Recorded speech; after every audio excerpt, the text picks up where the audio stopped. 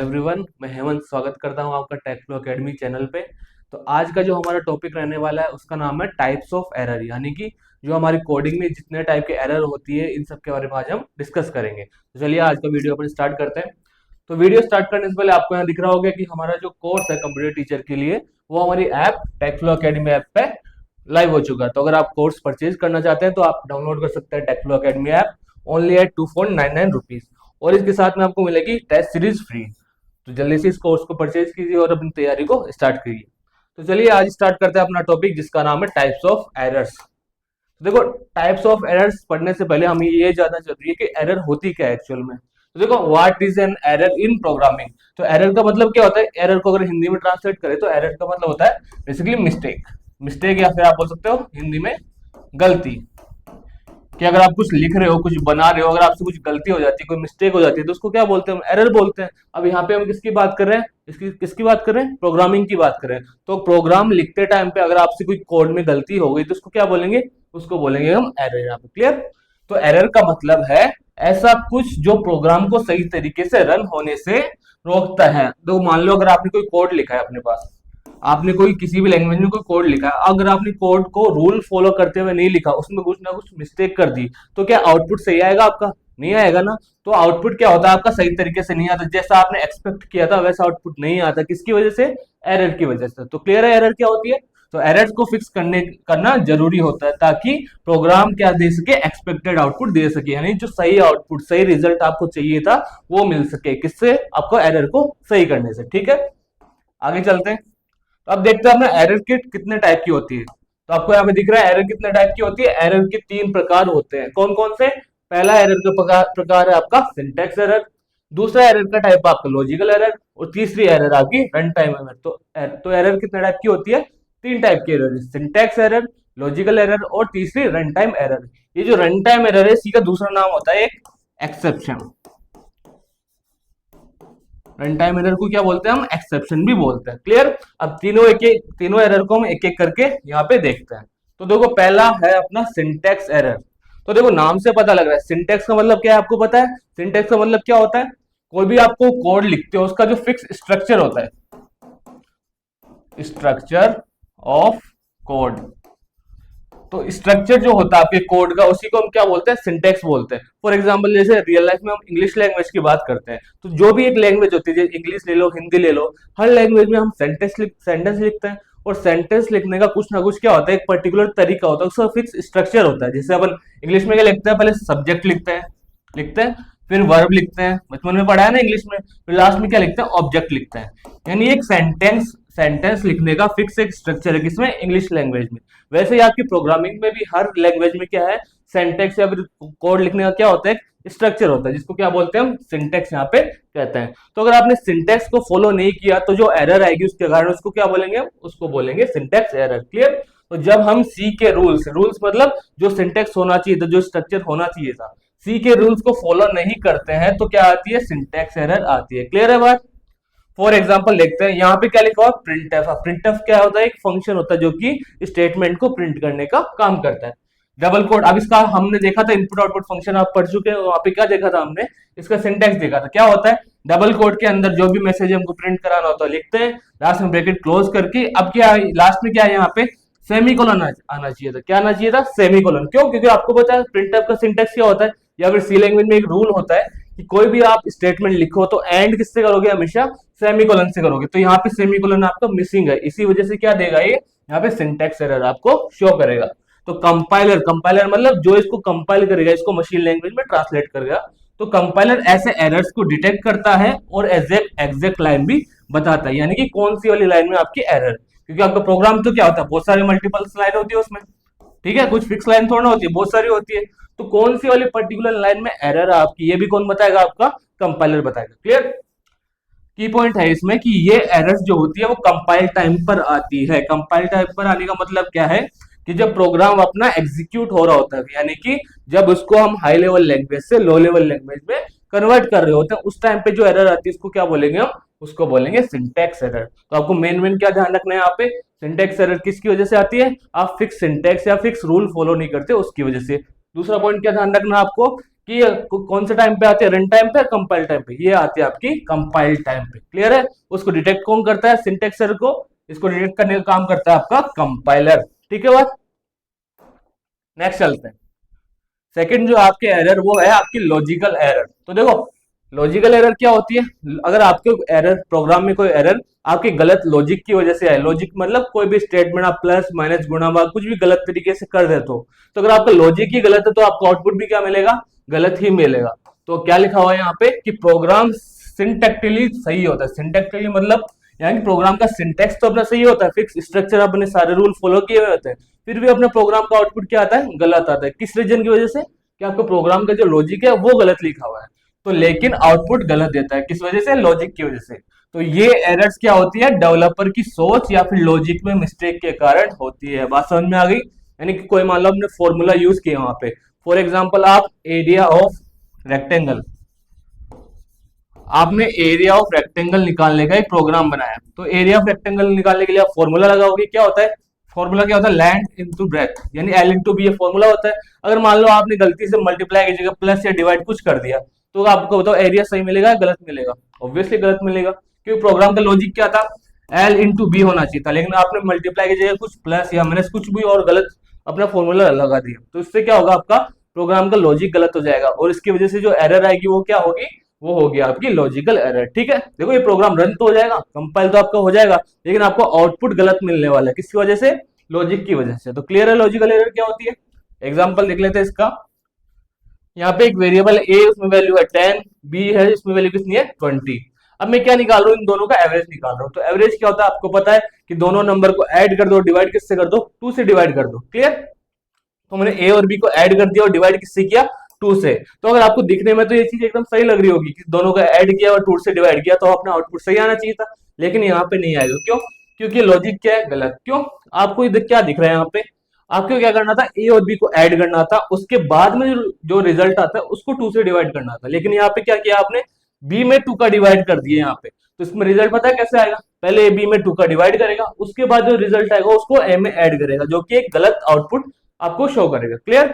तो सही आउटपुट क्या होना चाहिए था? इसमें सही होना चाहिए था लॉजिक आपका ए प्लस बी, इन दोनों को आपको ब्रैकेट में क्लोज करना था, उसके बाद में डिवाइड करना था 2 से। तो इसका सही लॉजिक माना जाता है, इससे आपका सही आउटपुट आएगा। क्लियर चीज?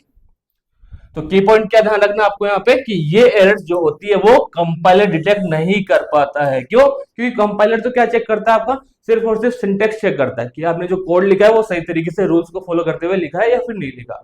लेकिन ये एरर किस वजह से आ रही है? ये गलत लॉजिक की वजह से आ रही है, इस वजह से कंपाइलर इसको डिटेक्ट नहीं कर पाता। क्लियर है चीज? आगे चलते हैं। अब तीसरे नंबर की और लास्ट आपकी एरर है कौन सी? Run time error. Run time error का दूसरा नाम मैंने बताया था क्या होता है? इसको एक्सेप्शन भी बोलते हैं।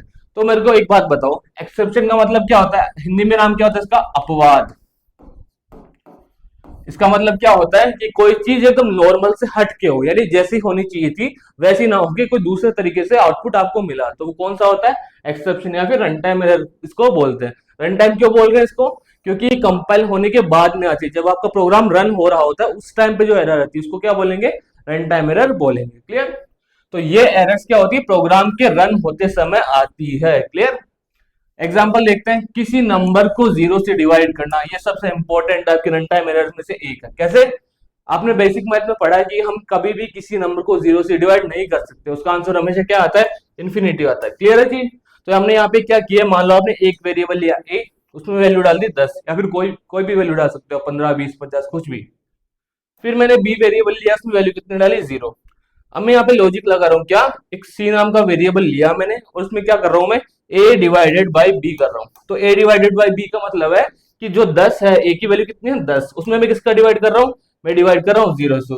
तो क्या ये मैथमेटिकली पॉसिबल है? बिल्कुल पॉसिबल नहीं है। क्यों? क्योंकि किसी भी नंबर को हम 0 से कभी भी डिवाइड नहीं कर सकते। तो जब आपका प्रोग्राम रन होगा आपका कंपाइल तो हो जाएगा, लेकिन कंपाइल होने के बाद आपका आउटपुट शो नहीं होगा। क्यों? क्योंकि ये क्या है? एक एक्सेप्शन हो गई, यानी ये रूल्स के अकॉर्डिंग नहीं है। तो क्या है? आपका प्रोग्राम क्रैश कर सकता है इसकी वजह से। क्लियर है? इसको क्या बोलेंगे हम? रन टाइम एरर बोलेंगे। क्लियर? अगर आपने यही बी की जगह कुछ और वैल्यू लिख देते, मान लो 5 लिख देते, 2 लिख देते, कुछ भी लिख देते, तो अपना आउटपुट एकदम सही आ जाता। क्यों? क्योंकि वो रूल्स के अकॉर्डिंग है।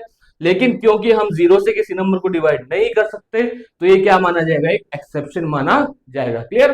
तो रन टाइम एरर का मतलब क्या हो गया, जैसे कोई भी एरर जो अपना रन टाइम पे, रन टाइम मतलब प्रोग्राम जब चालू हो रहा है, एग्जीक्यूट हो रहा है, उस टाइम पे जो आती है उसको हम रन टाइम एरर या फिर एक्सेप्शन बोलते हैं। क्लियर।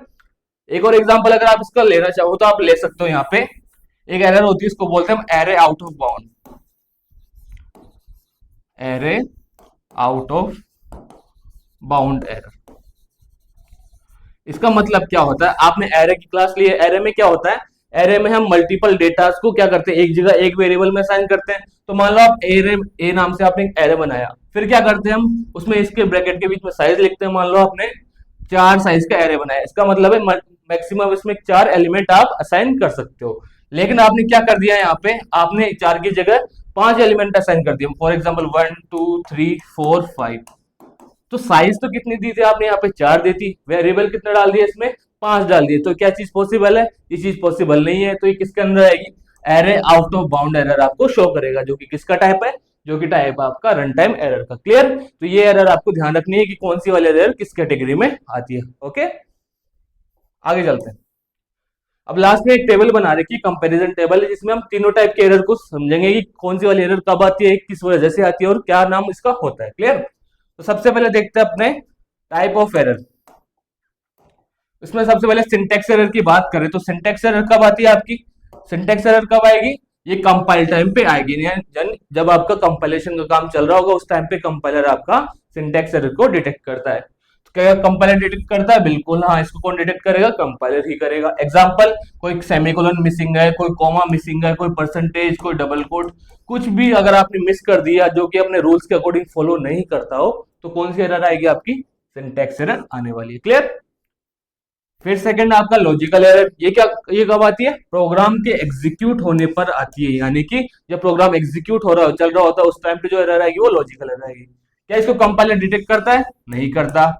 ये किस रीजन से आती है, आपकी गलत फॉर्मूला या फिर कुछ लगा दिया आपने जो कि लॉजिक का आपका गलत हो गया, उस रीजन से एरर आती है। क्लियर। और लास्ट में आपका रन टाइम एरर कब आएगी, प्रोग्राम जब रन टाइम पे होगा उस टाइम पे एरर शो करेगा आपको। इसको भी कंपाइलर आपको डिटेक्ट नहीं करता। फॉर एग्जाम्पल क्या, डिवीजन बाय 0 ये आपकी रन टाइम एरर के अंडर आता है। Clear.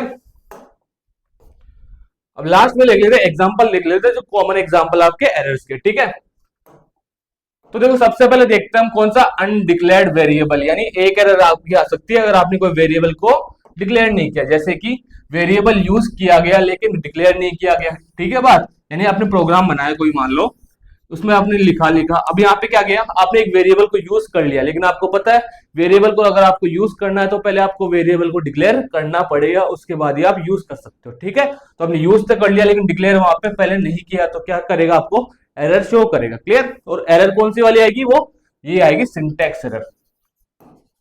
Syntax error, syntax error क्यों आएगी, क्योंकि रूल्स को फॉलो नहीं किया आपने, जो रूल्स एग्जैक्ट होने चाहिए थे वो फॉलो ना करते हुए कुछ गलत कोड लिख दिया, इसकी वजह से ये सिंटैक्स एरर आपको शो करेगा।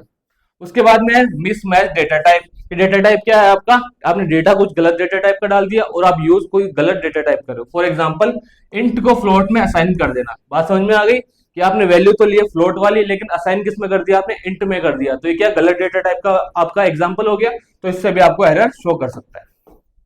उसके बाद मिसिंग ब्रेसेस, जैसे आप कर्ली ब्रेसेस लगाते हो ना, कोई भी अपने कोड का स्कोप दर्शाने के लिए ये वाला कोड यहाँ से स्टार्ट हो रहा है, यहाँ पे एंड हो रहा है, फंक्शन में लगाते हो आप, जैसे मेन फंक्शन होता है इन सब में इसका यूज करते हो। तो अगर आपने मान लो कर्ली ब्रेस ओपन तो कर दिया लेकिन वहां पे क्लोज करना भूल गए, तो क्या करेगा, आपको एरर शो करेगा। क्लियर। और एरर कौन सी वाली होगी, ये सिंटैक्स एरर ही होगी, क्योंकि आपने रूल फॉलो नहीं किया यहाँ पे भी। फिर आपका इनफाइनाइट लूप चलना, यानी लूप का एग्जिट कंडीशन गलत देना। मान लो कोई आपने लूप चलाया, फॉर लूप चलाया, और उसमें आपने जो कंडीशन दिया वहां पे ट्रू फॉल्स वाली, वो गलत हो गई। इसका मतलब क्या है, आपका लूप कभी खत्म ही नहीं होगा, आपका लूप परमानेंटली इंफिनिटी तक चलता ही रहेगा, जिससे कि क्या हो जाएगा, अपना प्रोग्राम क्रैश हो जाएगा, यानी कभी बंद ही नहीं होगा अपना प्रोग्राम। तो ये सारी रूल है, जब आप कोई लूप वगैरह चलाओ तो उसमें आप कंडीशन का ध्यान रखो कि लूप बंद भी होना चाहिए, आपको ऐसी कंडीशन ही देनी चाहिए कि आपका लूप एग्जिट हो जाए पर्टिकुलर टाइम के बाद। ठीक है, तो ये कुछ थे अपने कॉमन एरर एग्जांपल थे जो होते हैं जनरली। उसके बाद है एरर हैंडलिंग टिप्स। अगर आपके पास कोई एरर आ गई तो उसको सही कैसे करें। ठीक है, तो कोड लिखते समय किन किन बातों को ध्यान रखना चाहिए हमें, कि कोड लिखते समय ध्यान से अपने सिंटेक्स को चेक करें कि कोई गलत आपने सिंटेक्स तो यूज नहीं कर लिया। अगला आपका स्मॉल कोड ब्लॉक्स में टेस्टिंग करें, यानी कि अपने छोटे छोटे मान लो आपका प्रोग्राम हो गया कितना, 1000 लाइन का। तो आप 1000 लाइन के प्रोग्राम के कोड को एक साथ जब टेस्ट करने बैठोगे तो बहुत टाइम निकल जाएगा और बहुत ज्यादा कॉम्प्लेक्सिटी टास्क हो जाएगा। तो बेटर चीज क्या है, आप ये जो 1000 लाइन का कोड है इसको छोटे छोटे पार्ट्स में तोड़ के फिर अलग अलग टेस्टिंग करो, जिससे कि टेस्टिंग आपकी इजी और सिंपल वे में हो जाएगी। क्लियर? तो इसी को बोल रहे हैं स्मॉल कोड ब्लॉक्स में टेस्टिंग आपको करना चाहिए। फिर आपका डीबगिंग टूल्स का यूज करें। डीबगिंग का मतलब क्या होता है, हम पहले भी बात कर चुके हैं। बग का मतलब क्या होता है, बग का मतलब होता है एरर। बग का मतलब क्या था, एरर। और डीबग का मतलब होता है एरर को सही करना। डीबग का मतलब करेक्शन ऑफ एरर। जो एरर आई है आपकी उसको सही करने को क्या बोलते हैं, डीबग। तो डीबगिंग के बहुत सारे टूल्स आपके पास सॉफ्टवेयर में अवेलेबल होते हैं, तो इन टूल्स का यूज करके आप एरर्स को सही कर सकते हो। और लास्ट में आपके लॉजिक को पहले पेपर पर प्लान करें, यानी कि जब आप कोडिंग कर रहे हो एक्चुअल में, उससे पहले क्या करो, आप पेपर पेन का यूज करके अपने लॉजिक को उस पर सॉल्व कर सकते हो, ताकि आपको पता रहे कि आपको कहाँ सही लॉजिक लगा है और कहाँ गलत लॉजिक लगा है। ठीक है? तो ये कुछ बातें हैं जो आपको ध्यान रखनी है जब आप अपना प्रोग्राम कोड करो। लास्ट में यहाँ खत्म, टाटा बाय बाय। तो ये था हमारा सिंपल सा टॉपिक था, छोटा सा, किस बारे में, टाइप्स ऑफ एरर के बारे में। तो आई होप आपको चीजें क्लियर हुई होगी। अगर आपको फिर भी कोई डाउट है आप नीचे कमेंट सेक्शन में लिख के बता सकते हैं। तो मिलते हैं नेक्स्ट क्लास में, तब तक के लिए थैंक यू सो मच।